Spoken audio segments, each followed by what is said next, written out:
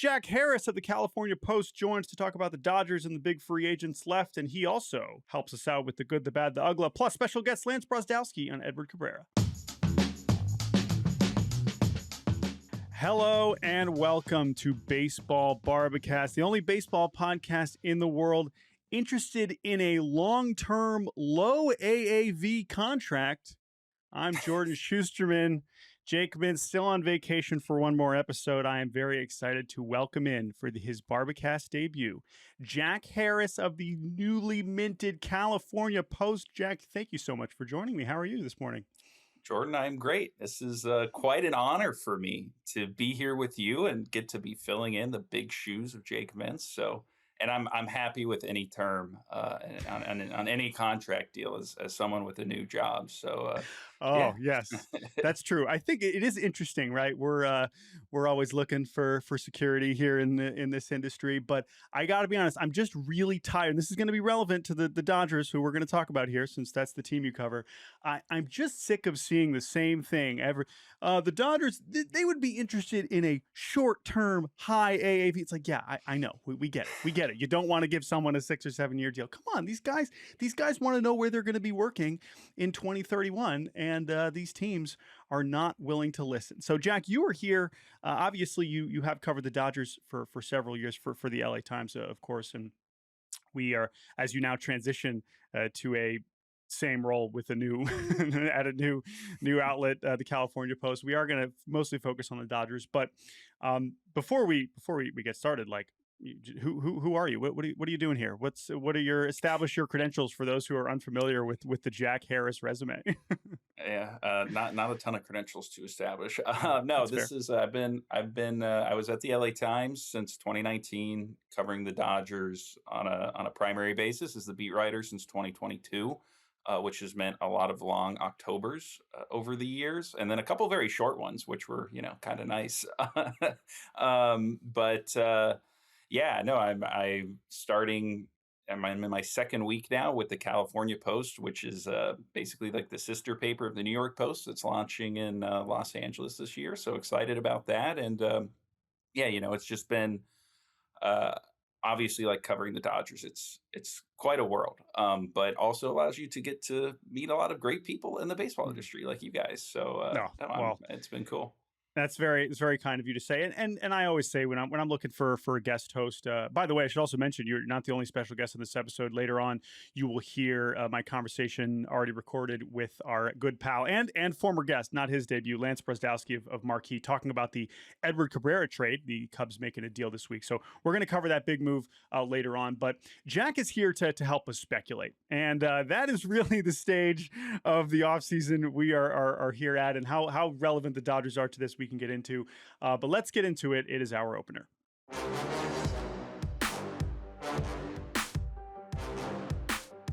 Now, what is our opener exactly? Well, I think the best way to put it, Jack, is we are currently stuck in a staring contest between multiple parties and multiple, priorities, I would say, involving 4 free agents at the top of the class, and really 5 or 6 teams from what we can understand. It's possible now we've added a new one here in the Philadelphia Phillies. We can get to that in a second.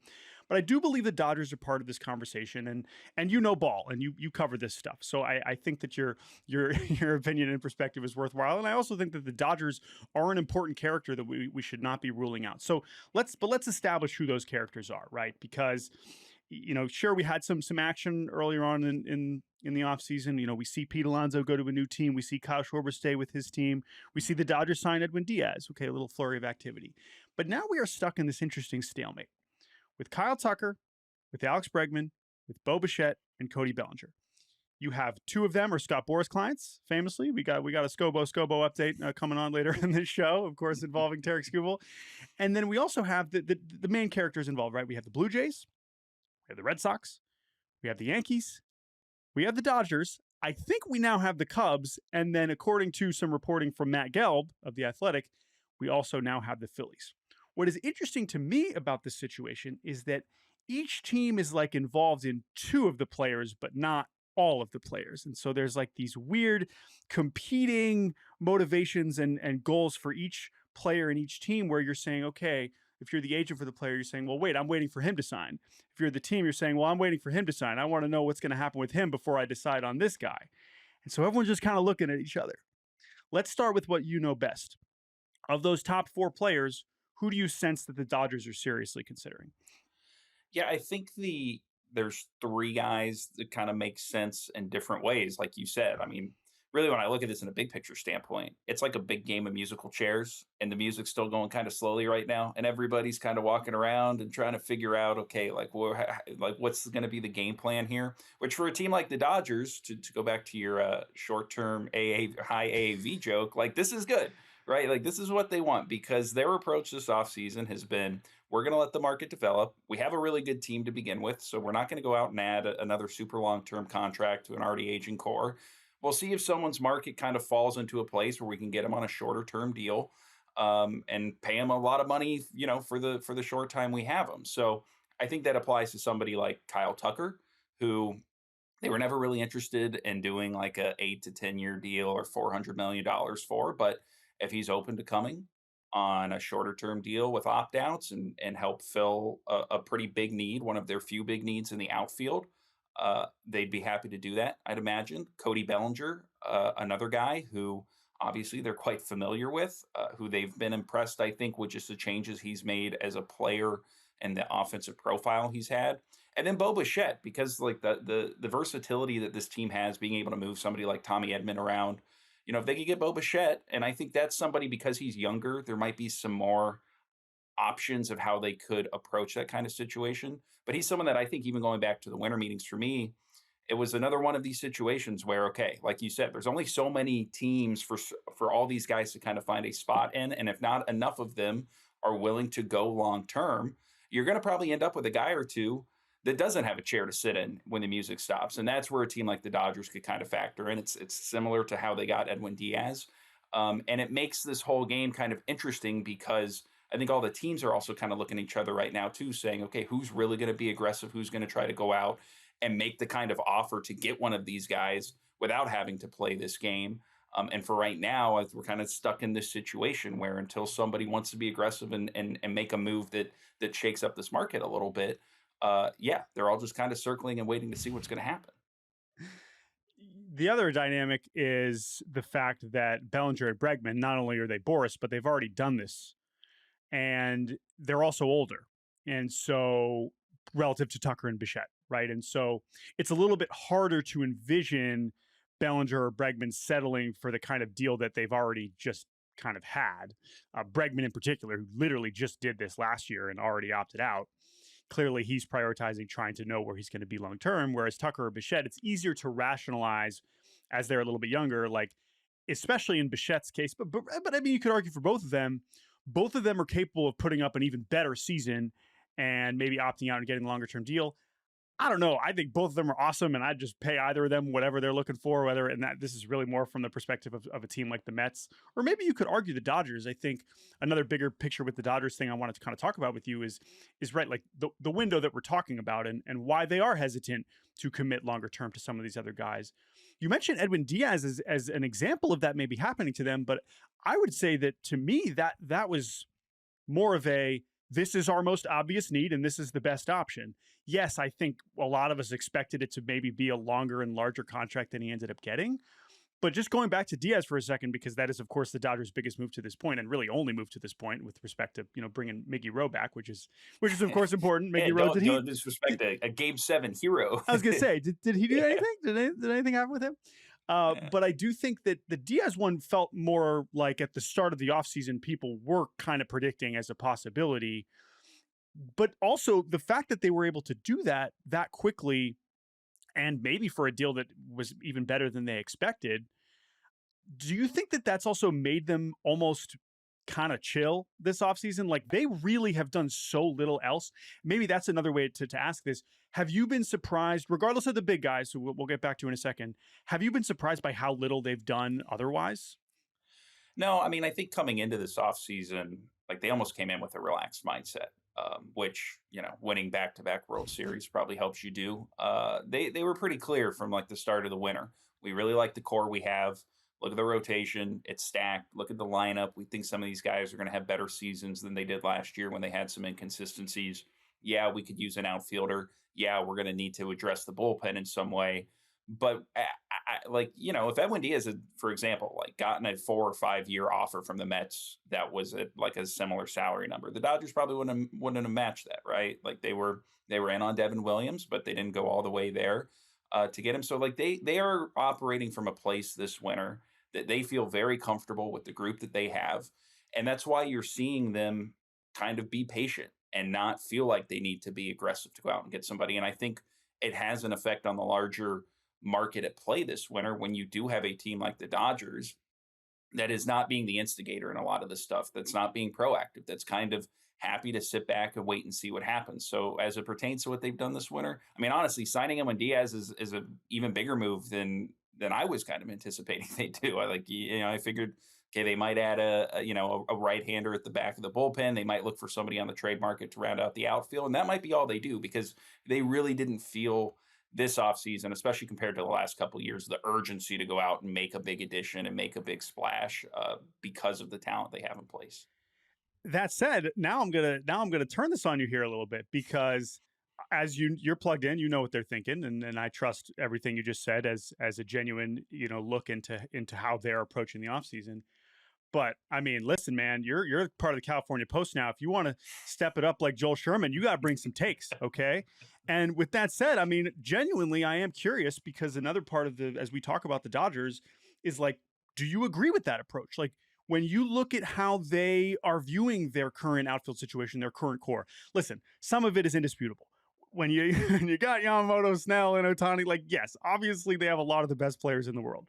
But there are also parts of this roster that you can kind of look at and be like, I don't think they're very good. Like, or I don't think that Teoscar Hernandez is going to be that much better. I don't know what the plan is in the infield. I don't know how much they believe, or I should believe, in that next wave of young players, whether it's an Alex Freeland, whether it's a Dalton Rushing. And even if you do, are they going to get enough playing time for us to even find out if they're any good?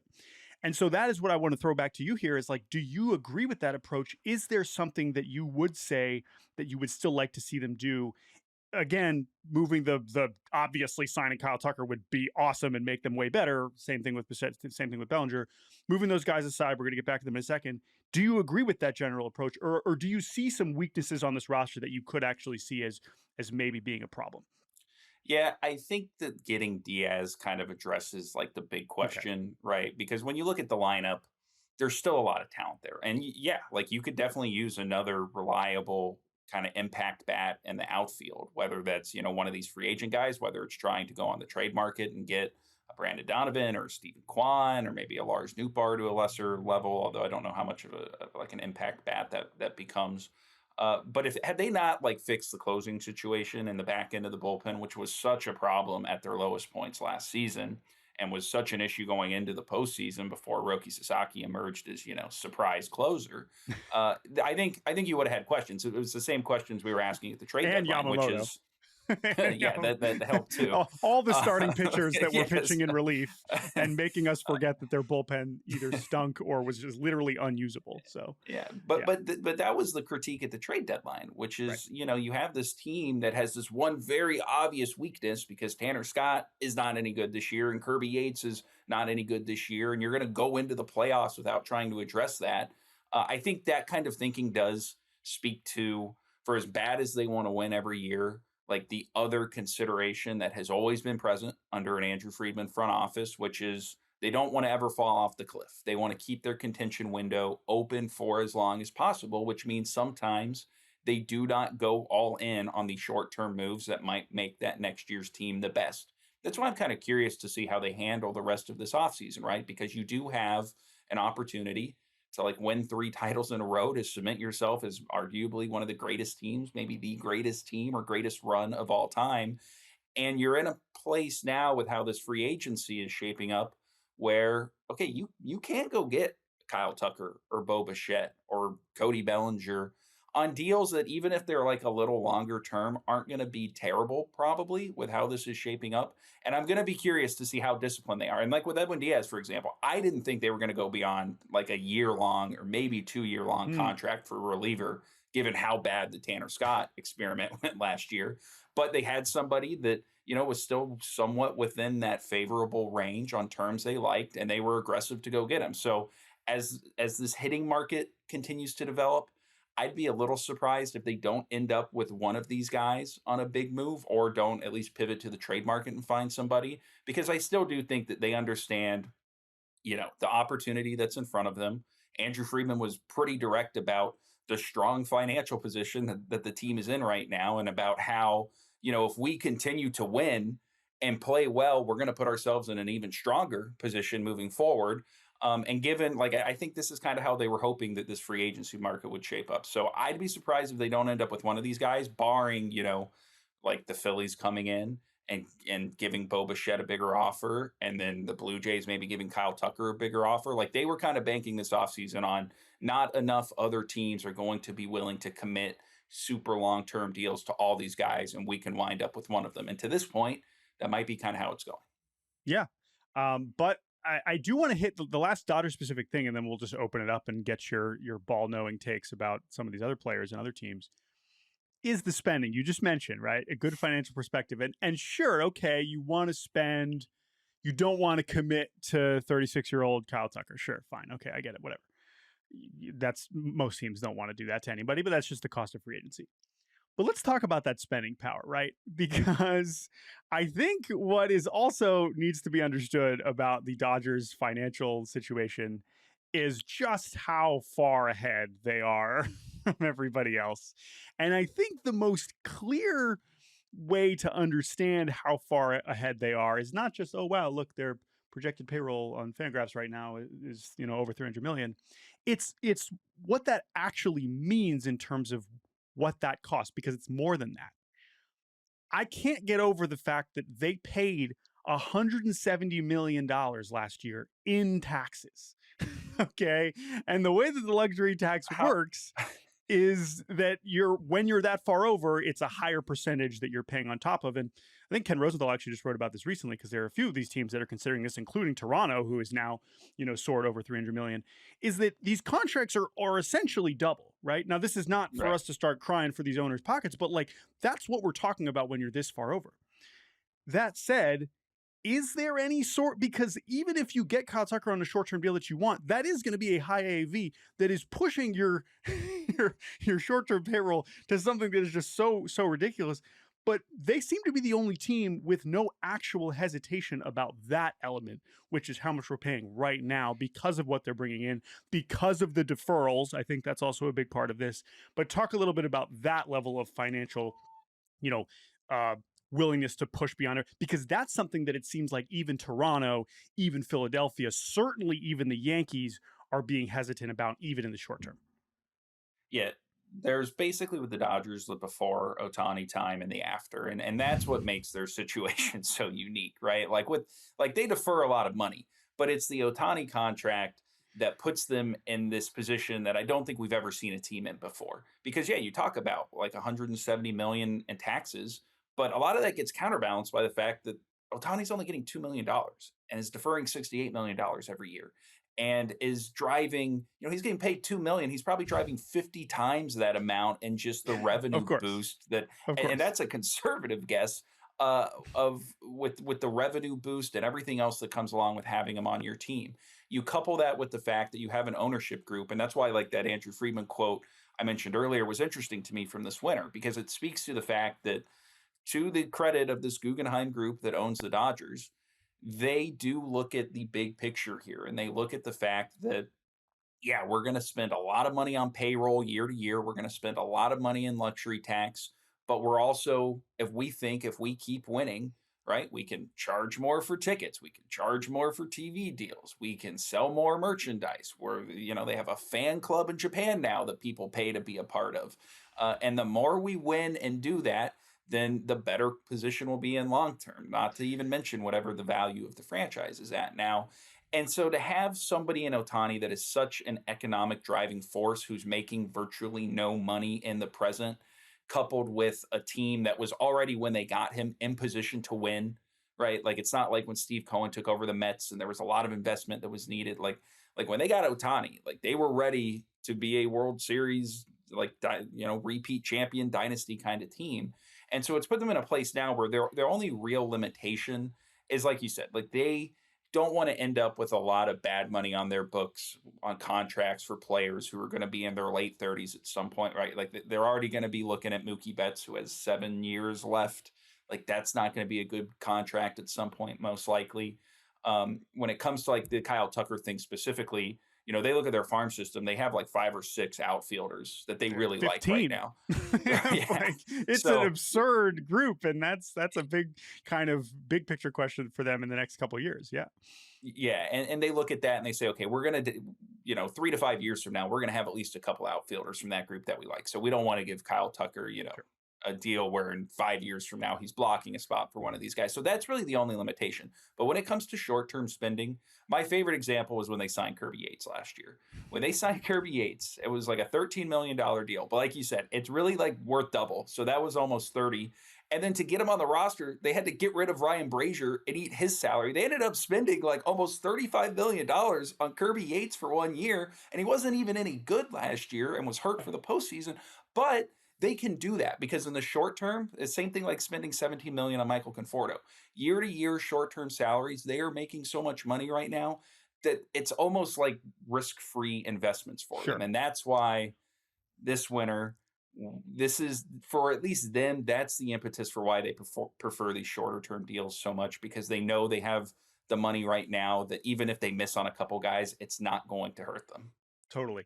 The last thing to point out about this, though, and then we'll bounce back to these other guys, and then we'll send it to my conversation with Lance, is that like the one other looming wild card is the next CBA.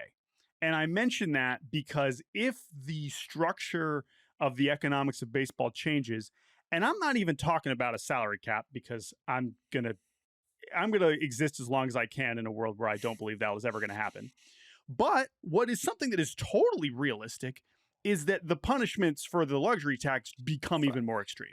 Right? 500% things that No, seriously. even Guggenheim would have to like blink at. But no, but like that's what I'm thinking about as like a much more realistic thing, which so far, to your point, has still not deterred them because they don't actually know what that's going to be. And for now, especially for 2026, you're trying to go, back to back to back, as you should, because that's the point. You would hope for every team, but especially for a team in their position, when you have these multiple Hall of Famers in their 30s, when you don't know how much longer you're going to have these players be great. That includes Freddie Freeman. That includes Mookie Betts. I guess that includes Ohtani, although presumably he'll just be amazing forever. But yeah, so I think that's all very fair, and I think a good insight into just like the unique financial position that they are in. So let's just bounce around again, just to take off your Dodgers beat writer cap now and just look around as someone who covers the sport and has watched these players. Like, do you have any strong opinions about where these players fit best? I mean, I guess I'll just open it up and just be like, listen, the general consensus that we've heard so far, right, is that the Blue Jays are considering Tucker and Bichette. The Red Sox are considering Bregman and Bichette. The Yankees seem to really only be considering Bellinger.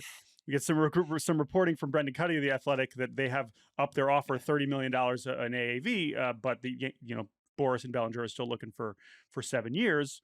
Are they interested in Bichette? And now you have this interesting report about the Phillies interesting in Bichette, which I love that fit. I saw that as one, even with the roster machinations that they clearly feel like they need to address if they do sign him. By the way, that's another example. You see the reporting and being like, the Phillies cannot sign Bichette and Real Muto. Why not? Like they could, but clearly there's a financial level where they're like, no, we're only comfortable doing this. We're going to have to move Bohm around, maybe move Stott to third, so on and so forth. Of the developments that we've had in the last week or so, including non-Dodgers teams, what does maybe raise your eyebrows about, certain team connections, and maybe how do you see this shaking out? I mean, the Bichette Phillies thing has been the most interesting thing to me. Because that's the kind of development that could kind of shake up this stasis that we're in and start actually leading to guys getting signed. Right. And where we thought teams where guys could fit going into it, because now you might have multiple teams ending up with none of these guys. Yeah. And this one has some layers, right? Like, is this just a bluff to try to get things moving with JT Realmuto? Is it a situation that they approach where they really want Bichette and they're going to get him, even if they're not certain they can do the other moves that might be required to free up the payroll space, or do they need to make sure they can do that before they really make a serious run at him? Obviously, there's the Don Mattingly tie.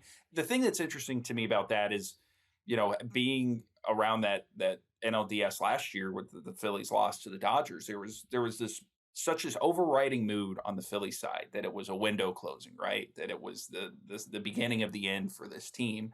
And for as good as JT Realmuto is and as important as he is, I think it just like the culture of that team and obviously what he means to that pitching staff, I think if you look at it as a fellow contender in the National League, if the Phillies were to get Bo Bichette, especially coming off the season he just had, suddenly doesn't feel like the window's closing quite as fast on them and gives them the kind of lineup balance that maybe they were missing last year, especially once you got beyond some of the bigger names at the top of it. So that one's really interesting to me. I think Kyle Tucker going to Toronto, like the way the Blue Jays have operated to this point, I, I like you finish a perfect offseason if you get him, right? And honestly, like if you let Bichette go, like you probably save some money by getting an Okamoto instead, which was another kind of interesting development to me because, up to that point, there was at least somewhat of a possibility that the Blue Jays could try to get Tucker and Bichette. But I think him going there fits for a lot of different reasons. And that's the kind of team that, if you're Toronto and you got so close last year, and it's probably the team that's been operating closest to the Dodgers, which is, hey, we made a deep postseason run. We got all this extra revenue from the playoffs. Like I think I saw their team president or the president of Rogers say it was like $100 million boon for them. How like that's a team that recognized success is going to beget more success, especially if we continue to reinvest. So I think that's what makes sense there. I think it would still be surprising if Bregman doesn't go back to the Red Sox, even though, boy, the D-backs love sneaking their way in. Sure. These things the most unexpected of ways. Sure. And then Bellinger to the Yankees, still also seems like the likeliest outcome there. I do wonder if the Mets get in at some point with any of these guys. The Mets are the one. It's like how long we've talked about it all off season, right? It's a David Stearns versus Steve Cohen. At some point, Steve Cohen might just decide to wake up and pay one of these guys. Like he's the owner in the best position to just blow Kyle Tucker away if he's has interested in doing so. Whether David Stearns thinks that's a good idea, we're probably never going to know. But if Steve Cohen decides he wants to do it, then that is very, very possible. And that's also why bringing it back to the Dodgers. This is why they're in such a good position. There's no pressure. All these other teams have pressure to land at least one of these guys in a way that if they don't, it will feel like a failure. I think saying that about the Blue Jays is pretty funny, considering they've already spent well over $300 million and have already gotten to season Okamoto and so on, so forth. But that's clearly the case with Boston. It is clearly the case with the Yankees. And I think it's clearly the case with the Mets, right? The Phillies are a little bit different because they've already done some stuff. And like everything you said about Bichette is true. I would also argue it makes more sense for Tucker. They've already spent a little bit on their outfield with the Adolis Garcia. That was the natural fit. Was Tucker more than Bichette, right? That would require fewer moving parts involving the infield. But I agree. And I just love Bo. I just think like it's kind of sad that and I think it'd be perfect for Boston too. I think that if Bregman does leave, I think Bichette would be perfect for Boston. So we will see. And by the way, also for the Dodgers. I think second base, if you look at really what is a weak spot right now, I know they have Kim there. They could play Edman. In theory, they believe in Freeland, who's a top prospect and could play that position. But I think he would fit there too. So we will see how it shakes out. And yeah, I guess the report from Gelb is that the Phillies are meeting with Bo next week. So maybe that spurs some action. But you make a really good point that it could all be related and just trying to nudge Realmuto. It could be trying to nudge Bichette. It could be like there's so many different versions of this that we could see. But all right. Or Don Mattingly is inserting himself as a main character in the baseball offseason, which would just be a great subplot to this. Which like are Don Mattingly and Bo Bichette homies? Probably. Is that really going to be why he's with the Phillies? Hey man, don't wreck a great narrative. Oh, it's not going to stop people from writing it, but my goodness, that would be something. And by the way, that would also be another fascinating one because it would necessitate other moves for the Phillies. Not just for those other free agents, what is happening with Stott? What is happening with Bohm? What is happening with Real Muto? Because, okay, if he's not going back to the Phillies, where is he going? And who's catching for the Phillies? Is Rafael Marchand and Garrett Stubbs really plan A, or are we traded for someone else? So there are a lot of big questions with all these guys, and hopefully by the time Jake's back, we will have a little bit more clarity. But for now, we're going to take a break. When we return, you will hear my conversation with Lance Brozdowski talking Edward Cabrera, and then Jack's going to return for a little good, bad, and ugly. We'll be right back on Baseball Barbacast. Welcome back to Baseball Barbacast. I am now thrilled to be joined by Lance Brozdowski of the Marquee Sports Network, Marquee's own Lance Brozdowski. And I got to say, Lance, it's kind of nice. I got you all to myself. Last time I had you on, I had to make sure Jake wasn't around. And now it's just like more time to talk to my buddy Lance. So thanks for coming on. We got an actual news peg. It's not just because Jake's on vacation and I wanted you to fill in. The Cubs did something, and you like to talk about the Cubs, right? Not like you're paid to talk about the Cubs. So Correct, welcome back to Baseball Barbacast. Thanks for having me. Second time, feeling better. This is like you get sent down after not doing well. You get called back up, and you're like, no, I remember the pitching. Like I remember they're gonna attack me a little differently. So I'm in. I'm ready. Well, I think this is not why it took several months for you to come back. I would love to make you a regular staple here, and maybe we will moving forward. But this was a perfect assignment for you, right? The Cubs acquiring an interesting pitcher with a lot of upside and a lot of question marks. So for those of you, of course, who've not really seen the details of the deal, just to review, the Cubs acquire right-handed pitcher Edward Cabrera from the Miami Marlins for 3 hitting prospects, most notably Owen Casey, an outfielder who made his major league debut in 2025, and 2 lower-level players, Christian Hernandez and Edgardo De Leon. But we're going to focus on Cabrera and Casey in this conversation. And I think that, as I mentioned, like you spent a lot of time thinking and talking and writing and yapping about pitching. And Edward Cabrera is just like the perfect kind of pitcher for modern pitching discourse, right? For so many reasons. There's so many things going on with him that could make you love him or hate him. And so let's get into the positives, right? We are going to get into some reasons for either skepticism or concern, but let's stay positive here. Why would any team, because apparently a lot of teams were interested in trading for Edward Cabrera, what is exciting about this pitcher? The stuff. Yeah, it's the stuff. I mean, we've heard this term a ton. You're comboing up release and velo and how the ball moves and coming up with like a singular number to grade the guy's ability to miss bats, which is one of the most predictive things for success. So that's it. Like, he does a really good job of this. And Foul Territory was joking about me. They were like, is he the smartest kid in the dumb school? Because like the Cubs don't have a lot of stuff. And I was like, I think he's a smart kid in that school, but also he's cool if you send him to like Stanford. He can like get B's there. You know what I mean? Sure. So I think he's a great pitcher. Like, he creates nasty breaking ball shapes. He's got a hard fastball. He's got this wacky changeup that's really hard. And I think the big thing to notice is like year over year, he finally improved the walk rate. This is huge. Like, I think this is sticky. I don't think the prior Marlins regime did a great job of optimizing his usage. And I think there's like a variety of ways you can improve command, although all of them are like kind of, no one's going to be like, I can totally get this guy's command better. But I'd say the most reliable way to do it is to get the guy on a pitch that he can zone more and is more comfortable throwing. They lowered his slot, or his slot fell. I don't think it was intentional from what I've been talking to people about. So the slot falls, the sinker gets a little better from a quality standpoint, and they go, hey, throw that thing a bunch because you're actually better at zoning it than your four seam. You see four seam come down versus lefties and righties, sinker shoot up, throwing more breaking balls. All of a sudden, the walk rate's at 8% with a potential for like a high 20 strikeout rate. I mean, it's really easy to project him as like an impact, let's say like 2 or 3 in a rotation. I don't think he's ace level. You know, I don't think he's a square 2. Like, he's probably in that 2-3 window. He's a really good pitcher. Really fun stuff.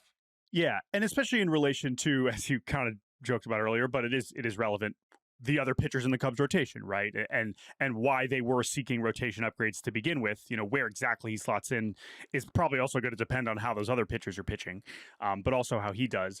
I think what's fun to me about Cabrera is you know, if you follow Lance, you read his work, you watch his YouTube videos, or not just Lance, right? Like, a lot of people now in the pitching analysis space, whether we're talking about stuff plus models and just how we're grading pitches, sometimes it's not actually obvious what you're watching. Maybe you're watching a pitcher and you're reading that someone like Lance or Eno Saris is being like, this guy has his stuff plus, he loves his curveball or loves his slider. And you watch the guy and you're like, okay, I don't really get it.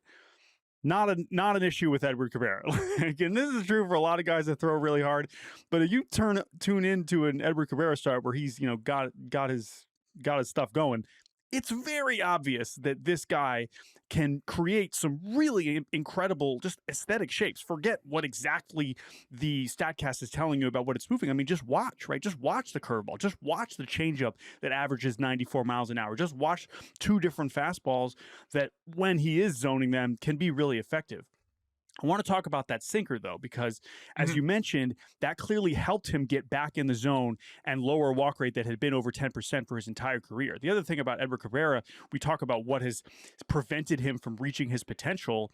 We're going to talk about the injuries in a second because that's very relevant in terms of the sample size. But this is a long time of having big stuff. This dude hit 100 when he was a teenager. That was almost a decade ago. As you mentioned, the Marlins regime, the Marlins have also developed a lot of pitchers. It took a really, really long time for him to finally put it all together. And you can say that that's maybe a good thing or a bad thing based on how much he improved in 2025. But the reason why I bring up that sinker is because people in this space will also point to that pitch and be like, well, hey, if I pull up on StatCast and I look at how these pitches performed, that sinker's getting crushed. That fastball is still not performing well, right? So when you look at the mix, beyond just moving away from a four-seamer that he clearly could not command at all, what else could you maybe, and knowing the tendencies of how the Cubs like to optimize pitchers, what are some other things you could maybe see with them? If he can, stay on the mound and make 30 starts, what are some other tweaks to the pitch mix that you could see kind of elevating his overall performance? Yeah, I'll speak to this sans Cubs for a second, then I'll incorporate the Cubs perspective because I think it's two different things. And talking to people, the obvious two angles here is there's probably a sweeper in here if he wants it, and there's probably a cutter of some kind. So we're getting to this trend. We saw it a ton last year. David Adler had a really good piece in MLB.com about it. Just everyone's throwing more pitches. And we're understanding so much about seam effects and how airflow around the ball can influence movement that every dude can throw 6 pitches, especially if you're able to get to the side of the ball relatively well and have high spin capacity and cut the ball a little bit, which Cabrera can do a little. So in that respect, you can push him to a cut in a sweep. I actually think he threw a cutter a couple times. I haven't been able to back check it. I was talking to someone that said that he threw it in an outing a couple times. So it's there. He's thrown it. Perhaps that's something you could just elevate and push up. The interesting part of this is that the Cubs last year had the highest four-seam fastball usage in all of Major League Baseball. They also had the highest 3-2 strike zone rate. They are a count leverage team that is comfortable throwing things directly in the zone and giving up barrels because at Wrigley Field, a lot of those times, those barrels don't get out. It's a philosophical thing that I believe I don't know if they've explicitly said, but you can read between the lines and look at every single one of their starting pitchers. Yeah, and it's pretty also, obvious. When your defense is this good and when PCA can run down, blistering line drives into the gap because you threw a fastball down the middle, I know that's sort of simplifying things, but pitching and defense, true. It's a not just pitching and defense, it's pitching plus defense, right? It's not the pitching has been designed to work in tandem with the defense in a lot of respects. I think so. And the 100%. ballpark. I agree entirely. I think that's and they do it really well. It's not a critique. It's just it's a differentiator. It's something that's different about them, which I always love pointing out.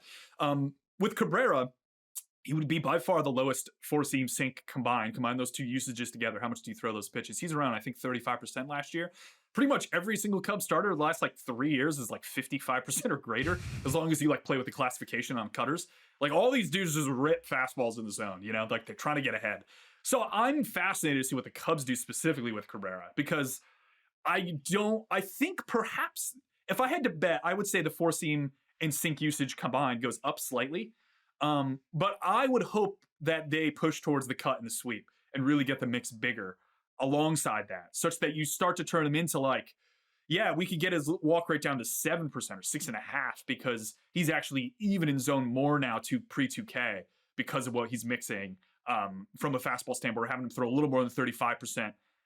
There's also the other, if he went to the Red Sox, who I think were a team that was roughly interested in him, he would throw 0 fastball.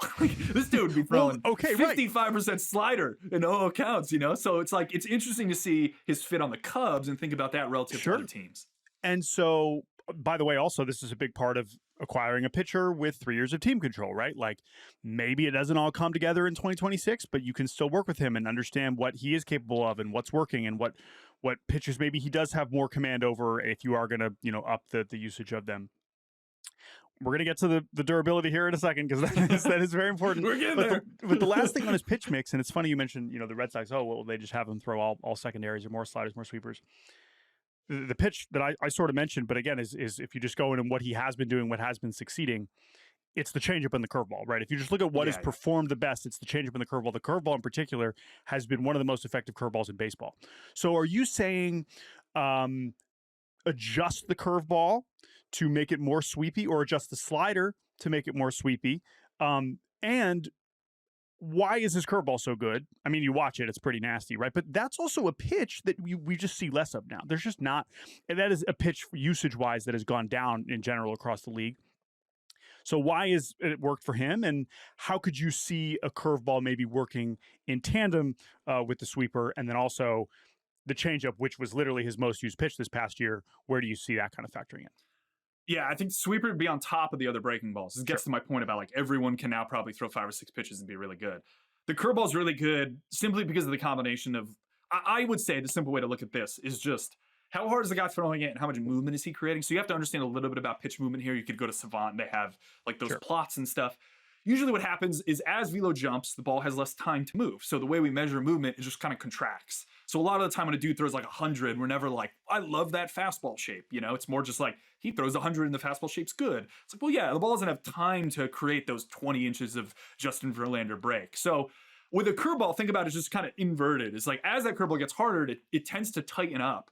But his average movement profile in his curveball is greater than the average curveball at like 80 miles per hour. His is 84. So like that is crazy. You know what I mean? Like you're adding 4 miles per hour and then you're not even taking away movement. You're not shortening up the shape. You're actually extending the shape. I think it has an inch more drop and an inch more sweep than your average curveball. And it's 4 miles per hour harder. Like that, in the most basic sense, is how like the OG stuff models worked. We've gotten into the land of like angles and a lot more variance and makes them a little less interpretable. But the basic ones from a while ago were literally just, what's the release point? What's the velo? What's the movement? Here's a number. And as a result, that curveball is going to be like plus by like every model, all the old models. Maybe the new models are a little more suspect on. It's very similar to Boz's curveball, actually. His is like 85, a little more verticality, but same idea. It's got a lot of drop and it's 85.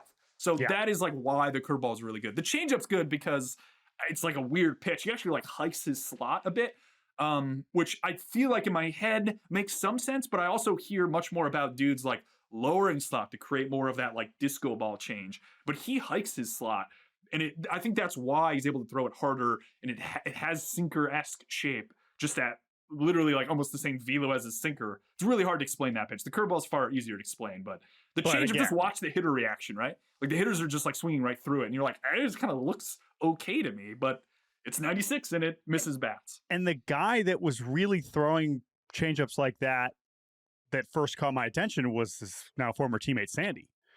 I remember 2 or 3 years ago when Sandy Alcantara was really popping, and he was, pumping 100, but like he was dropping in changeups at 93, 94. And it was just like, what in the world? Like, where? The Marlins were great at this. I just think they were a little like closed-minded on it, where it's like, that is all we can do. And it's like, cool. But you have these other pitchers that are like, like Vesia goes to the Dodgers and is better, and Gallen. And there's so many other instances where they just missed on guys because they were like, throw a power change. And he's like, I can't. And they're like, go, get out of here. So we will, again, there's plenty more to talk about where the Marlins go from here from a pitching standpoint. But you mentioned Shane Baz there. And I have also just been thinking about him, right? Because we saw the return that Tampa got for him. Both of these guys, I mean, Baz is about a year younger, maybe a little less than a year younger than Cabrera. But you compare these two guys over the last 2 years, and it's a very similar workload, and Cabrera's arguably been better. Baz just made it through a full season healthy. Now, he also has his own injury history, right? But let's talk about the red flags with Cabrera, right? Because if you are wondering maybe why he didn't get as much as Baz in return, although we can talk about how Casey's value being closer to the big leagues is probably a big part of that compared to the 4 A-ball players that the Rays got plus the draft pick. I do think that with Cabrera, and when you compare him to Baz, by the way, the other thing about him too is, right, is like, yes, he just had a good, interesting season, but you're also projecting a lot. You're seeing this stuff and you're saying, oh, what can we do with him, right? That's what Baltimore's saying. Now, in both of these cases, it's kind of funny because both the Marlins and Rays have generally had success developing pitchers in different respects, in slightly different ways. Obviously, the Cubs and Orioles think they can get more out of them. back to Cabrera's elbow / shoulder / whatever else is going on with him. While, yes, you can say, hey, well, wait a minute. Yeah, he had an elbow sprain in September, but he came back. He pitched at the end of the season. When we talk about medical records, okay, you have to go through, teams have to approve the medicals. Sometimes that's a very opaque process. And when you're looking at a player's injury history based on how many times he's been on the injury list, you're like, well, what are we talking about here? Like, this is kind of more behind the scenes stuff that we are not always privy to as journalists, but also just as fans, right? In this case, there's no secret.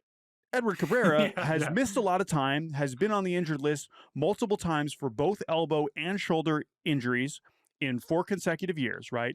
It was basically since he debuted in 21, it was elbow in 22, shoulder in 23, shoulder in 24, and then again elbow in 25. He's never, he just set a career high in innings, which is encouraging. I mean, listen, when we talk about predicting future injury, it's clearly a fickle beast, but also what you hear is past injury predicts future injury more than as much as we can. Add in the context of a year ago, the Cubs spiking a trade with this same team, the Marlins, reportedly to acquire Jesus Luzardo, who goes on to have a fully healthy, successful season with the Phillies. That does not mean that Edward Cabrera is about to get hurt or that he's about to throw 300 innings. But that'd be crazy. That would be something.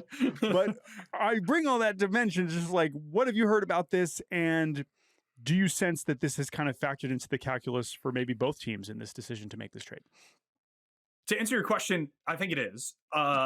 It's a particularly weird spot because we have literal reports that he has a sprain in his UCL from last September. Like, it's out there. It's on MLB.com, the league's website. It says he sprained his UCL, which is a tear. Sprain is a tear, which people often miss up. How quickly those things heal? How is it a precursor to anything? Like, I have no clue. What I'm going off of is the fact that in talking to people, not in either of these organizations, the league was a little bit hesitant around the medicals with him. I'm not saying like those individuals like looked at the medicals, because it always seems like it happens once the trade gets far enough down the road or is like accepted and blah, blah, blah. But you got to read between the lines here. Like the Yankees were like gonna get him and then poof. And the Cubs were like gonna get him. Then we had like a 4-hour wait yesterday where it was just like, I was calling people, trying to text people like, is this happening? What's the return? I was like, I kind of had the return. I was like, I need to get it confirmed. Did you tell the guys? Because I don't want to be like tweeting that Owen Casey's gone, and he's like, no. I haven't been told yet. You know, well, it's also, like, Owen Casey, we're gonna get to in a second. But also, it's funny because you're like, am I about to be really busy for the rest of the week because the Cubs are traded? My day was shot yesterday, and I didn't even accomplish anything yesterday. I just like was sitting there like waiting for people to text me, wondering if like, maybe I have a scoop here. This is cool. I don't usually get these. But all that said, I do think it is an important point here, right? Because you might say, well, he came back and pitched. What's the big deal? Exactly. I think something that we've learned, though, in recent years with elbow injuries is like, one, there's clearly a huge range of pain tolerance for all kinds of pitchers. And there are often times where we just find out that guys have just been pitching through this for either entire seasons or full seasons. And so it's like the fact that he came back and made 2 starts is by no means telling me that he's okay. It tells me something because clearly they didn't say you need to have surgery right now, which in theory could have been something that happened, right? And sometimes would have been, right? So like in some ways we'll say we'll never know, but this is an undeniable part of this story that does not require any sort of behind the scenes information because his history is what it is. And that's why we're talking about it. If this was not something that was ever reported, I would never remotely bring this up. Like, it's just like, I don't care. Like, to me, medical stuff is like a Rorschach test. 100%. Like, it seems like anybody could look at it from the medical team in any organization and flag something they don't like. These dudes are throwing 97 miles per hour. Right. Everyone hurts. Everyone's broken in some respect. But the fact that we have a verified sprain from him last year and we're only like 4 months removed from that, I think went into the calculus. I can't confirm this, but yeah, again, reading between the lines, reading the tea leaves, it had to have gone into the calculus on the Cubs side for the risk tolerance in this situation. You know, if you think back to when they were discussing this right around the deadline, which is right around when this injury happened, I wonder if the ask was higher. Like maybe the name that I heard the Cubs were not really willing to part with in a variety of iterations of deals, I don't know if it was specifically the Cabrera one, was Jackson Wiggins. They didn't want to give up this big righty they have that is by far the best pitching prospect in their org. You could argue literally like the only pitching prospect in their organization. They didn't want to part with him. They didn't want to part with him for anybody, whether it be Joe Ryan or Mike Hensiger or any of these other guys, from my understanding, the packages being proposed were all like Wiggins is the name we're a little bit hesitant on because we don't have any other pitching. So maybe the ask went from Wiggins, Casey down to just Casey and these peripheral pieces. Like I really don't know exactly, but like you have to wonder what the negotiations will look like at the deadline and what they look like these last 3 days before this trade happened, and whether that injury caused the package to drop a little. It's definitely a factor in this one, man. Yes. This isn't something that you can just gloss over. Like we were talking about the draft. The draft is the worst with medicals, to the point where last year, if you noticed, I did some stuff for MLB Network. I picked all the dudes who were hurt because I was like, listen, no one can tell me anything about these medicals. Every team has a different opinion. Gage Wood, Riley Quick, like, you know what? I don't care. They throw absolute shed and have awesome shapes. I'm betting on them. And everyone's like, well, you're picking all the injured guys. And I was like, do you know they're injured? No one can tell me whether they're injured. So like that stuff I'm going to stay away from entirely. But again, we're going back to the point where like we have it. He's got a sprain. The UCL's torn. How long can he pitch with it? I have absolutely no idea. Can he magically heal it in an offseason? Perhaps he can. Like, we got to keep Keith Meister on here or something. Like, I don't know when we how talk you about, probably not. It would be an interesting podcast. Probably not, maybe. I will say, and listen, that's probably not a pitcher you'll want to trade for if he's got a year of club control left, right?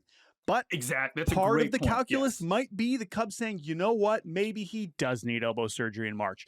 And while the optics would be terrible if he immediately gets hurt, undeniably, they still can say, you know what, he could come back at the end of 27. Correct. And so on, so on. So anyway, I think that's 100% in it for the Cubs. That's also has to be part of this, right? Absolutely. All that said, well, as we close here with you here in a few minutes, they did trade a pretty important prospect for them in Owen Casey. They did, yeah.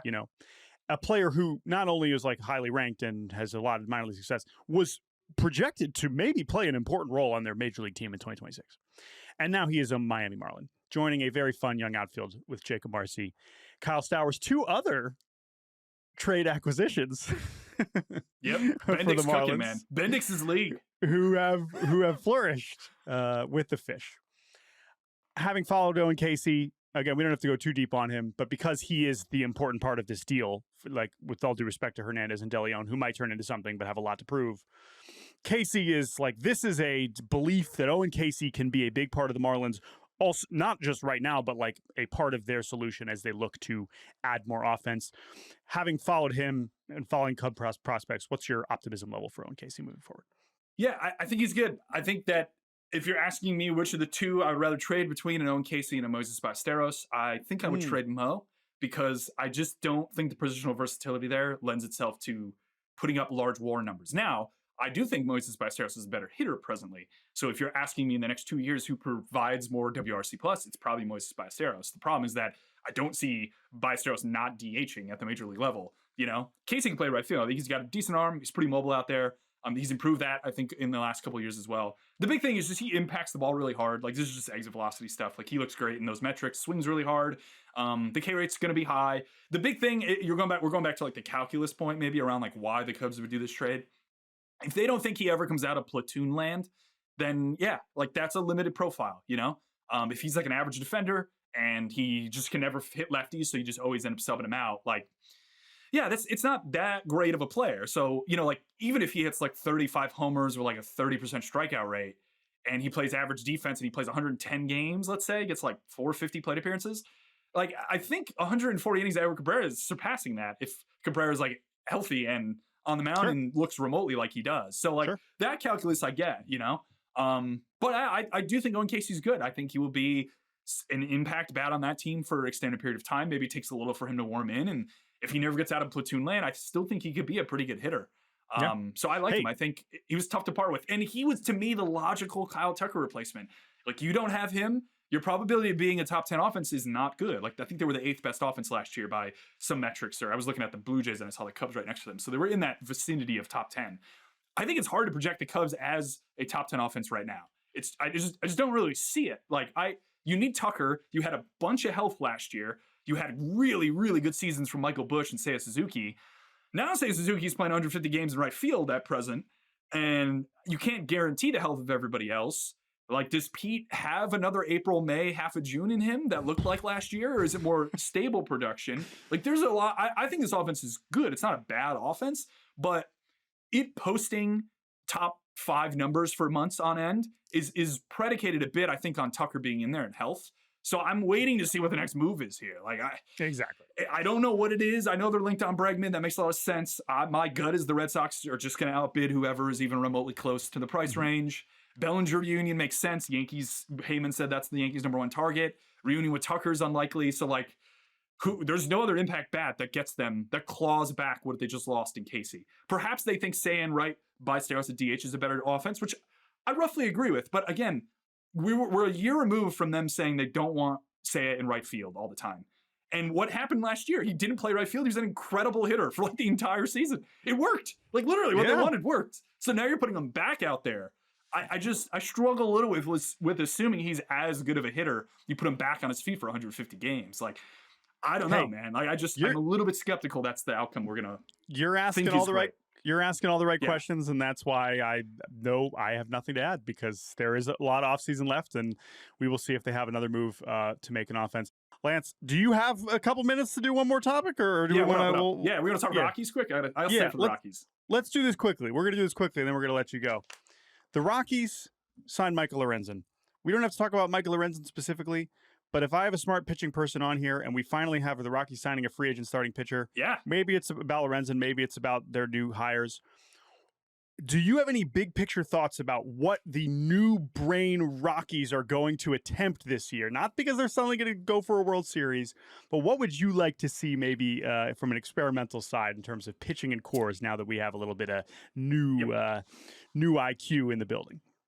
I think I got the answers. I think it's not throwing as many fastballs and throwing more of everything else. And I think it's really that simple. Like, I was talking to someone from their org the other day, and I was like, tell me how to solve. I literally asked him, like, how do you solve cores? Like, what do you think? Like, what is it? You know? And he's like, listen, I don't actually think it's solving cores right now. I think it's more, we need to just do like the baseline things that a good pitching core does. Like, they're so far behind the curve that like you bring all these people in, and then we're just trying to get them back to average. You know, because like you look at the road pitching stats last year, like they were awful. So it's not just cores; it's that they were not good at pitching development and pitching. Well said. You just got to correct that. Like, if you are the same pitching staff, at home, you still suck. You're terrible. But the road stats go back to 15th best in the league. That's a huge win, in my opinion. So I really think the first thing they do this year is literally just stop throwing so much ball and play at home. Give me more sliders. Give me more splits.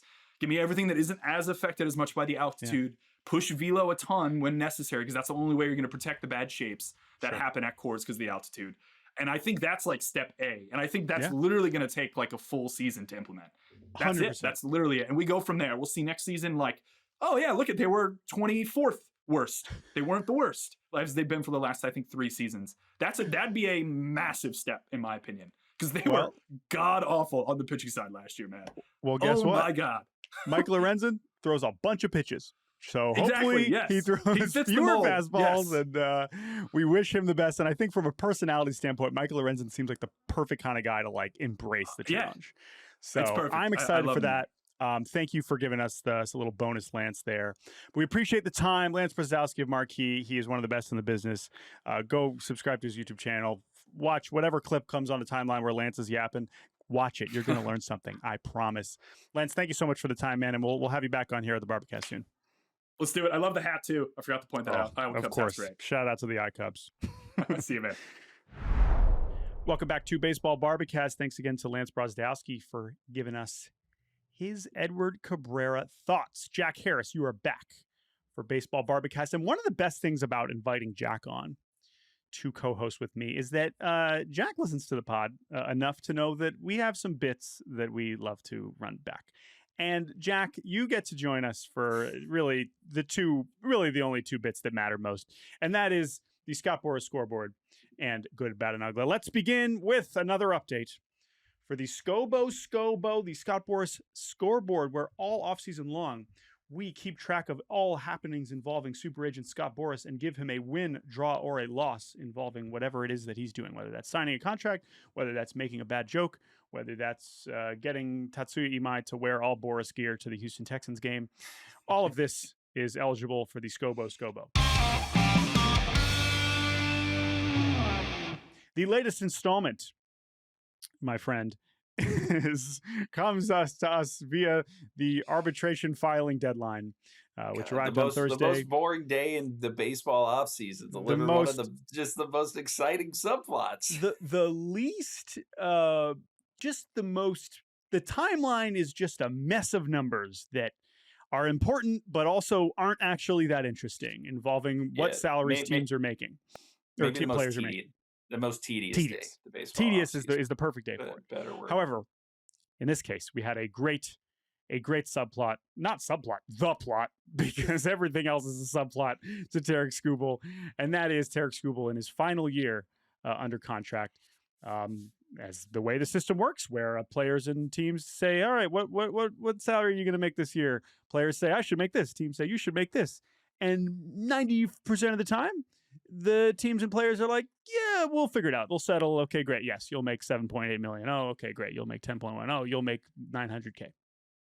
However, in the case of Tarik Skubal, coming off consecutive Cy Youngs, it is no surprise that he and the Detroit Tigers have a slightly different perception of what he deserves to be paid in 2026. Slightly. Just a little. And by slightly, I mean a $13 million difference, as Tarik Skubal and his agent, Scott Boras, have filed for a $32 million salary in 2026, which would be by far the highest salary for any starting pitcher in his final year of ARB. But not just any starting pitcher, any player ever, because Juan Soto holds the record for the highest salary in his final arbitration year at $31 million. No surprise, Scott Boras. But here we have Tarik Skubal, already a main character this offseason amidst trade rumors, filing for $32 million, where the Detroit Tigers have offered $19 million. And in a lot of cases, you see they figure it out because they were close enough and they meet in the middle. This is not a thing that was going to be worked out yesterday before the deadline. And so here we have Tarik Skubal and Scott Boras asking for $32 million. That is what we are grading here. Is this ask, which is so far and away beyond what any pitcher in Tarik Skubal's position has ever been paid, is this attempt, which is now going to go to a hearing, likely? They could still settle at some point before then, although based on the gap, that sure seems unlikely. A reminder of how this system works: if this does go to a hearing, it will go to a panel of three, neutral party arbitrators. They will decide. It's based on the midpoint. And so the midpoint between these two filings being $25.5 million, if the panel decides that Tarik Skubal is worth more than that, he will get what he asked for, which is $32 million. If they decide it is less than the 25.5, he will get what the Tigers filed at $19 million. The audacity of asking for $32 million is, on one hand, like, hell yeah, dude, you're Tarik Skubal, you're the best pitcher in the world. On the other hand, because of the precedent, is pretty ludicrous. With all that said, Jack Harris, I cede it to you. You don't have to make the final ruling, but let's talk it out here. Is this a win, a draw, or a loss in the attempt? We will grade it again if this does go to a hearing. Obviously, if they lose a hearing, there's no secret what grade that's going to be. But the filing for $32 million, what do you think? I put it as a tentative win. Okay. This is, first off, just like the most Scott Boras thing, right? Like he could do is take his pitcher and say, we want. Wait, what was MLB trade rumors ARB projection on him? Like 17 million or something? Yeah. 17 or 18.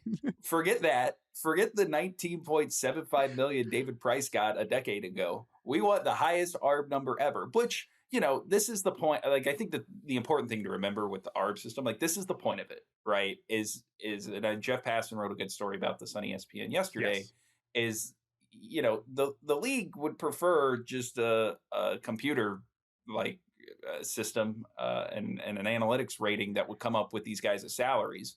The reason that the players like the ARB system is for situations like this, where you have a unique circumstance, a guy who could reset the ARB market, not just for himself, but for everybody else who comes after him, which in this case, includes Paul Skeens, is going to be coming down the pike through this system very quickly.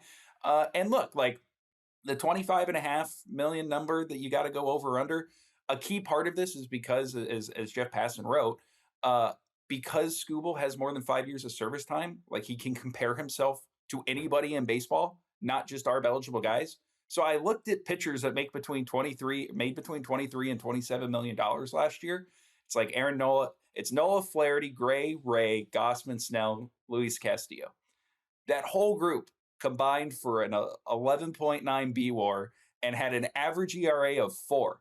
Tarik Skubal alone had a 6.5 B-WAR with a 2.21 ERA, which both led the AL en route to winning another Cy Young award. So if there was ever a time that you're going to be aggressive and say this ARB system that a lot of people on the player side thinks kind of, suppresses salaries. Remember, MLB had a toy wrestling belt they would give to the team that kept salaries the lowest 5 or 6 years ago. This is the time to try to use this system to change things. And because the Tigers went so low, like that's the other part. Had the Tigers like countered at 20 or 22 million and moved that midpoint just a little bit higher, it becomes exponentially harder to prove to an arbitrator that, hey, this guy is worth this much money compared. But like the Tigers didn't even offer, and that's like the other, like, talk about audacity. For Scott Harris to not even, knowing who you're dealing with and who his agent is, to not even offer the biggest ARB salary for a pitcher. Right. Like, what are we doing? Just go 20 million. Just at least indulge them with 20 million. And yet the teams look at this from such. Now, all that said, there is going to be a human component to this, because if this goes to a hearing, I'm just I saw people wanting it, like saying to MLB, like, sell pay-per-view for this, like put it in the MLB.TV. That's the obvious. But even yes, I mean that's the obvious joke, which I stand by. That said, just think about the assignment of the Tigers front office employee. Hey, can you go make the case for why Tarik Skubal's not that good? And do it maybe in front of Tarik Skubal? Like, have fun with that. So anyway, he didn't pitch deeper into Game 5 of the ALDS. I just show that, right. He was gassed. I mean, look what happened, our man. Our hands were tied. Lane Thomas, just show that Lane Thomas grand slam over and over and over. That's probably your best case against Tarik Skubal. So we will see how this puts out. I agree, though. This is a win. I also love that Scott Boras has a ton of other players near the top of the arbitration projections. None of those guys are going to a hearing. From what I can tell of the 18 players that are scheduled to go to hearings, I think Skubal's the only Boras guy, which is awesome because they are going to be gearing up for that just to bring it. I hope Scott does it. Normally it's not the agent that goes in and does it. They got a lot of people that work in these agencies that work in these cases, but I hope Boras shows up and I hope they do sell it on pay-per-view. I'll do that. I'll stream that for sure. So we'll see. All right, we'll give him a win in the art process. What a gift in this offseason. Scott Boras moves to 13, 4, and 10 on the winter. All right, Jack, it is time for our favorite Friday segment, the good, the bad, the ugly.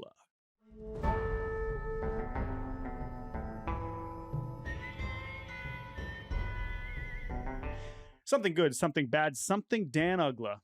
What does that mean? We're still trying to figure it out. I'm going to begin with something good. It's very simple. It is Julio Rodriguez renovating a ball field in his hometown of Loma de Cabrera in the Dominican Republic. And not just, investing, I think, like $500,000 of his own money to turn what was essentially a patch of dirt into like a legitimate state-of-the-art facility, but to have like the entire Dominican WBC team show up to celebrate this, or at least a lot of the biggest players in his native country show up to celebrate, including, of course, a former player in Nelson Cruz, who's a very important figure in Dominican baseball, but also Vlad Jr., also Fernando Tatis Jr., also Juan Soto, also his current teammate Victor Robles and Luis Castillo and former teammate Noelvi Marte. I just love when all these guys get together and get to give back. It is just one of the easiest, coolest thing ever. And to mint this opening of the ballpark with this, little get-together softball game with 4 of the best players in the league is worth $1 billion, $2 billion. Like, is this an amazing reminder of what these guys have been able to accomplish to be able to give back? So it's a layup, but it brought me a lot of joy, and Julio's the coolest. So this was obviously very good. It's got me in on Team DR too, head of the WBC. It's the kind of team unity. Oh my God, for sure. And the DR team. We're going to talk plenty about them leading up to the WBC. What's good for you? I'm gonna throw throw a little Eddie Alvarez at you. Eddie Alvarez, a temporary Dodger back in 2022, but a guy who was also an Olympic medalist in speed skating. He was one of like the first guys I covered on the Dodgers, which are like unique stories. Anyway, the Winter Classic for the NHL was at Lone Depot Park in Miami last week. Eddie Alvarez made his MLB debut in Miami as a Miami native playing for the Marlins. And so the NHL, I think, set up a cool thing for him where him and his family got to go on the ice, the Winter Classic ice sheet at Lone Depot Park. He's out there in his speed skates, which are also just a great visual to see, especially compared when everyone's got hockey skates on.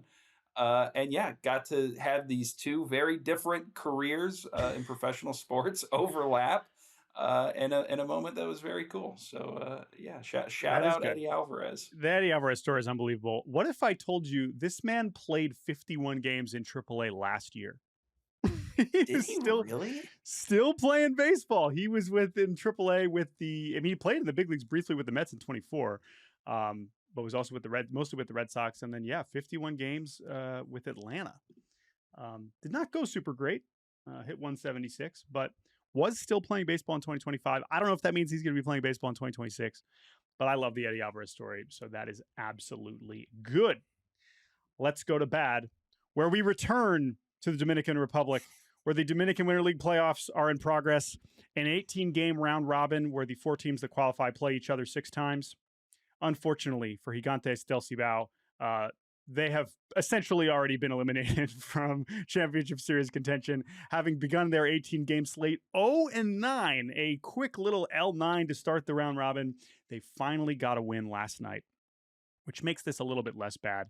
But that it can't happen. Can't be going into the postseason and going 0-9. That's I'm going to say that qualifies as bad. They really weren't very good in the regular season either, but it all resets once you get to the round robin, and they did not take advantage of that. They fired their manager after 3 games, Jose Lajer, who's now on the White Sox coaching staff. But clearly Lajer was not the problem, as they then lost 6 more games after that, and in all likelihood will not be advancing to the championship series. So, 0-9 in any sort of postseason format is going to be a bad for me. I do appreciate the postseason format, though, giving it, providing the opportunity for this to happen, where you're firing your coach in the middle of it, trying to be hey, there's still time to turn it around.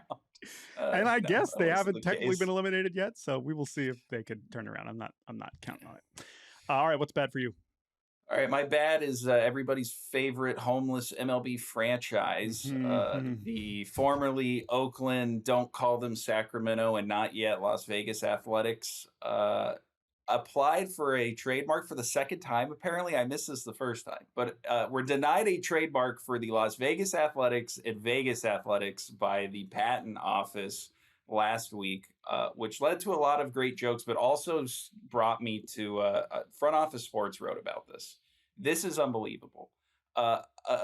When you go through this story, they quote a trademark attorney named Josh Gerben, who says, because the options here for the A's are you can just keep refiling patents, or you can try to take this to court to appeal it. He goes, they could appeal this all the way to the Supreme Court. Please give me the A's having to explain their move and why they deserve the trademark for Las Vegas Athletics in front of the Supreme Court. Also, I did look up if there is another Las Vegas Athletic, something. Mm-hmm. Shout out to the Las Vegas Athletic Clubs, which is a series of gyms around Las Vegas. Of course. This is the problem for those trying to understand why it would get rejected. It's essentially too generic. And I think also problematic is that they're not there yet. And so I think that the fact that they haven't actually gotten there, they're like, why would we give you this legal authority over this word in a place you aren't even operating yet? And it's hilarious. So yeah, I hope this goes on forever. I hope that they, I guess, end up changing the name. I know there are people in Oakland that are like, yeah, don't take that's our team. You find some other team name, and figure it out. I still think that's unlikely, but it would be fun to see. Yes, and unfortunately, it seems like once they move there, they will be able to get the trademark approved. But in the meantime, a real shame. Yeah, just a real shame. Another pinata moment for them. YOLO County, baby. We'll stick with the YOLO A's. We'll keep calling them that. All right. My Uggla this week is Kazuma Okamoto's introductory press conference in Toronto. He spoke about, Blue Jays, they're so great. They had a great postseason. They have a great team. All the reasons you would want to sign with the Blue Jays. They gave me the most money. Awesome. Love that. He didn't say that, but obviously that was part of it. However, he also gives us this detail. This is courtesy of the interpreter who is up there. Gino Gordon, I believe is his name. I'm not sure if he's going to be permanent there, but essentially, he's asked, hey, why'd you pick the Blue Jays? He said, quote, via the interpreter, I put all 30 logos in front of my daughter and said, which one do you like the most? She pointed at the Blue Jays. I've seen some other translations from some Japanese media suggesting that she also or separately said it was the cutest logo, which is interesting. I don't know how old Okamoto's daughter is. Whatever. Me bringing this up as an Uggla is not necessarily meant to interrogate the truth of this story. However, it is objectively very funny. I'm just imagining this scenario and it's like, okay, here, pick one. And she points at the Royals and he's like, no, not that one. Try again. It's like, how many, because if not, if this is exactly what happened, I mean, wow. And what logo was it? The Blue Jays have some alts. Was she pointing at like the old school bird? Was she pointing at just the Canadian, logo motif? I don't know. I would love some more details here. It's not that I'm skeptical that this happened, but I just, the premise, of course, is plastered everywhere. It's a headline everywhere. It is cute. I'm not taking away from how adorable this is in theory, but there's just parts about it that make me laugh as from a practical standpoint. I do like the visual of just the hats are in a circle and she starts in a circle, right? Exactly. Yeah, it's a lot of hats. She starts going towards the A's maybe, and he's like, no, right. no, we're gonna just remove this one. Not that one. Sorry, I gotta move you this way. Right. Because all 30. This isn't like a signing day where it's like, okay, I got to pick it between 3 schools. It's like all 30, man. If she really picked that, that's pretty awesome. So, anyway. I just think there's just a tinge of Uggla in this, so I wanted to include it. I like that. All right, my Uggla. Finish strong. Speaking of trademarking things, Tommy Pham has an idea that Will Salmon and Eno Saris wrote about in The Athletic this week for an idea called Pham graphs. I actually really love this idea. It is a sort of undefined analytic that Tommy Pham wants to come up with that accounts for currently unaccounted for factors such as, hey, if you play on a bad team, like maybe the Pittsburgh Pirates, you face a lot of really good relief pitchers because you're always losing at the end of games and they have a chance to finish those games off. If you are, batting at the bottom of the lineup and you have a good at-bat, that should be rewarded. If you're one of the few good hitters in a lineup and a pitcher can focus on you more, that should be accounted for, which actually is a theory I do like because it does hit on a dynamic that, I think you experience a lot when you talk to players about actual analytics, which is the critique is always that there are circumstantial factors, right, that are very important to players on a daily basis, who they get to face coming out of the bullpen, what the guy does in front of them in an at bat, stressing a pitcher, all these things really matter to these guys in a way that does not get captured in things like OPS plus or WRC plus or whatever else. So I appreciated just the fact that he came up with this and was willing to put it out. The Uggla of this, though, is that this whole story took me to Tommy Pham's Twitter account, which is a great place to visit. Now, he was responding. He was making a lot of very good, genuine responses to people who had actual questions about how would this work, whatever. And then there was a tweet from somebody called @AngrySchneider, @TFamLV. He should also add a stat category of how many fights he's tried to start for stupid reasons. His trophy case would be so large he'd have to buy another house. Of course, Tommy Pham replies to this, I don't start blank. I finish it, but what's wild to me is guys that actually have fought on teams that you never talk about that you think is a great guy teammate. I won't say names, but it's funny to me. The only thing that made this better is that I scroll down and the very next tweet I see is Tommy Pham tweeting about how he won his fantasy football leagues this year, which ties directly back into the the fights he may or may not have started during his career. The infamous slap. Yeah. But just the Tommy Pham experience, and I think it's a great encapsulation of this guy who, like, if you talk to people in baseball, like Tommy Pham's a pretty well-liked, well-respected guy because on the one hand, he can think very deeply about the game in a way most guys don't. And on the other hand, he can come back to a fan talking smack about how he starts fights and shuts him down right there. So Tommy Pham, that's my Uggla this week. He is just he's going to be providing Ugglas as long as he wants. Dude still gets on base. So there's a lot with the Pham graphs. There's already been a lot written about some of the legitimate points of quote unquote Pham graphs, and also the parts that like doesn't make any sense. Some of the outfield defense stuff was a little more... it's windy. Why didn't you account for that? Well, so sometimes they do, whatever. There's also like a tiny part. Well, I'm not going to say that. Never mind. Okay. All that said, a wonderful edition of Good, Bad, and Uggla. Thank you so much, Jack Harris, for joining me on this journey, your Barbacast debut. Hopefully you had a decent time. I had a great time. Actually, scouting out the Good, Bad, and Uggla stuff is a very enjoyable way to spend a couple hours during the week. I thank you for that. Thank you for indulging. Thank you to Lance Brozdowski for joining, talking Edward Cabrera, Owen Casey, and more. Thank you to Ingrid Rosas and Andrew Hartz for producing, as always. Jake Mintz will finally return next week for better or for worse. I'm certainly looking forward to it, and maybe we will have some actual big-time signings to talk about. But until then, everyone have a good weekend.